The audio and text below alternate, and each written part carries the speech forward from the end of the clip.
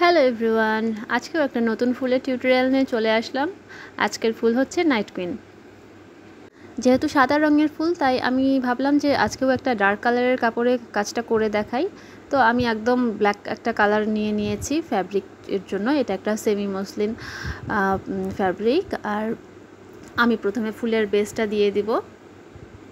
ফুলের বেসটা শুকিয়ে গেলে আবার তখন কাজ করতে হয় ডার্ক কালারের কাপড়ে। ডার্ক কালারের কাপড়ে দুইভাবেই কাজ করা যায়, একবার বেস দিয়ে তারপর উপরে রং করে। সাদা বাদে অন্যান্য যে কালারগুলো আমি এখানে ব্যবহার করব সেগুলো আমি সরাসরি ব্যবহার করব।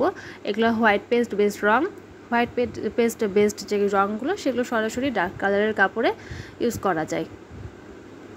এগুলোর জন্য আলাদা করে বেস দিতে হয় না। আমি আমার আগের ভিডিওতেও আমি দেখিয়েছি কিভাবে হোয়াইট পেস্ট বেসড কালার আমি তৈরি করেই আর কিভাবে সেগুলোকে সরাসরি ডার্ক কালারের কাপড়ে ইউজ করি। তো এখানে ফুলের বেসটা শুকিয়ে গেছে। ফুলের বেস শুকিয়ে যাওয়ার পর আমি আরও একবার ফুলের কাজটা করে নেব।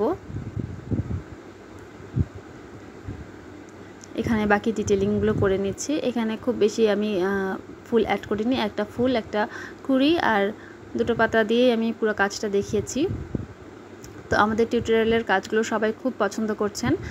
আর যারা এই টিউটোরিয়ালের কাজ থেকে কোনো কিছু অর্ডার করতে চান, যে কোনো পোশাকে কাস্টমাইজ করে নিতে পারবেন। আমাদের কাস্টমাইজ অপশন আছে।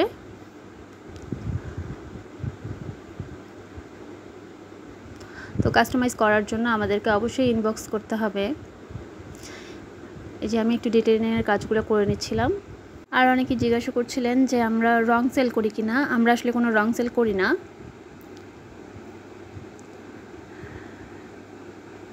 এই হচ্ছে কাজের ফাইনাল লুক। ভিডিওতে ভালোভাবে বোঝা যাচ্ছে ডিটেলিংটা হচ্ছে আসলে কত বেশি করা হয়েছে। ফিনিশিং খুব সুন্দর এসেছে এই ফুলটার। আমিও আজকে প্রথমবারের মতো এটা আঁকলাম। আর কোনো ফুলের রিকোয়েস্ট থাকলে আমাকে জানাবেন। আজ এই পর্যন্তই, টাটা।